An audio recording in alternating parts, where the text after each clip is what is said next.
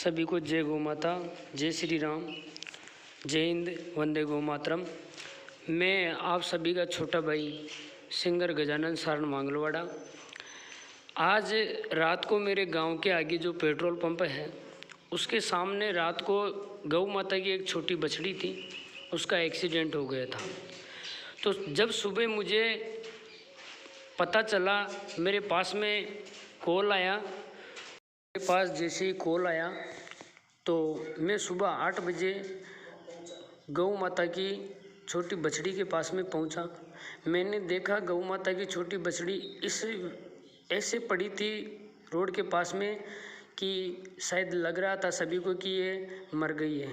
पर जब मैंने जाके उसको देखा, मैंने उसको हिलाया तो उसमें सांस भापरा। जैसे ही मैंने मेरे सभी गोभक्त थे उनको मैंने कॉल किया और मेरे डॉक्टर साहब है मेरे जान पहचान के, उनको मैंने कॉल किया तो उन्होंने बोला कि मुझे 1 घंटा लगेगा। मैं तब तक वहाँ तक बैठा रहा कि जब तक वो नहीं आए। फिर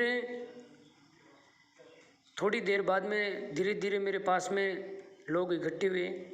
मैंने देखा कि कोई नहीं आ रहा। मैंने डॉक्टर साहब को वापस कॉल किया तो पारली के डॉक्टर साहब कुलदीप जी, हमारे कुलदीप जी हैं भाई साहब, डॉक्टर साहब, उनके साथ में किशन जी थे और एक और भाई साहब थे, उसका मैं नाम नहीं जानता हूँ। वो दूधू की तरफ से पारली जा रहे थे। तब उन्होंने देखा मुझे और मेरे पास में जितने भी गोभक्त बैठे थे उनको देखा तो गाड़ी बहुत आगे चली गई थी। उन्होंने पीछे मुड़ के देखा तो गौ माता दिखी उनको छोटी बछड़ी, तो वो गाड़ी को वापस घुमाए और मेरे पास में आए और उपचार करने लग गए हम। अब ये कुलदीप जी भाई साहब उपचार कर रहे हैं।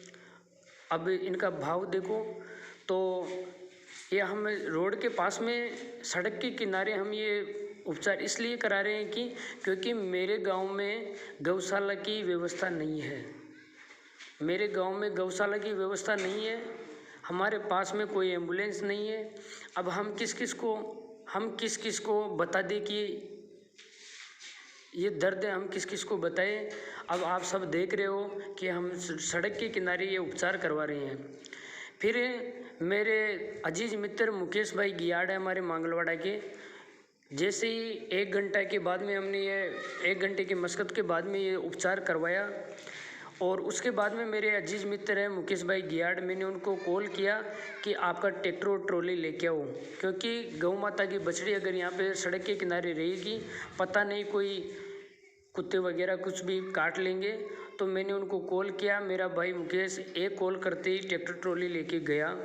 हम वहाँ से गौ माता की बछड़ी को मुकेश भाई साहब ट्रैक्टर लेकर आए फिर मेरे पास में। फिर हमने हमारे गांव में एक सुरक्षित जगह है, बंद छोटी स्कूल है, राजकीय 5वीं तक की स्कूल है, राजकीय माध्यमिक विद्यालय। तो उसमें हम लाए और हमारे डॉक्टर साहब हैं उनको भी हमने छोटी बछड़ी को दिखवाया। और फिर मैंने कॉल किया वंदे गौ मातरम टीम दूधू जीतू भाई जादम को। उन्होंने बोला कि भाई अगर वहाँ पे व्यवस्था होती है तो हाँ, नहीं होती है तो मैं एम्बुलेंस लेकर आपके पास में आ रहा हूँ। जीतू भाई जादम हमारे पास में थोड़ी देर में ही आ गए हैं और हमने गौ माता की बछड़ी को, कहने का मतलब है, किशनगढ़ के लिए भेजने का प्रयास कर रहे हैं। जीतू भाई जादम मेरे पास में आए, फिर हमने गौ माता को, बछड़ी को उनके साथ में किशनगढ़ भिजवा दिए हैं। और अब ये जो आपको वीडियो भी दिख रही है, ये मेरे गांव के उस राज्य का ये माध्यमिक विद्यालय की ये छोटी प्राथमिक विद्यालय है, वो अभी बंद है। तो हमने इस बछड़ी को यहाँ पे लाया, खूब कोशिश की, ये उठती है वापस पड़ जाती है, तो इसलिए हमने फिर उनको, ये हमारे गोभक्त हैं भाई मदन जी सारण, राजेश भाई गियाड़, मुकेश गियाड़ और ये जवान जी गुज्जर, ये हमारे साथी भाई हैं, इनको बहुत बहुत दिल से धन्यवाद है, आभार है। और फिर उसके बाद में अगर ये नहीं हुआ तो भाई जीतू जादम को मैंने एक कॉल किया और एम्बुलेंस लेकर वो मेरे गांव आ गए हैं। और ये अब आप देख सकते हो कि ये जीतू भाई जादम एम्बुलेंस लेकर आ गए हैं और हमने गौ माता की बछड़ी को गाड़ी में रख दिया है। अब रवाना कर दिया है किशनगढ़ के लिए। और अब मैं आप सभी को एक सूचना देना चाहता हूँ कि आए दिन एक्सीडेंट हो रहा है। हम किशनगढ़ जीतू भाई जादम आए दिन 3-4 केस किशनगढ़ लेके जाते हैं। तो मैं चाहता हूँ एक शाम गौ माता के नाम 28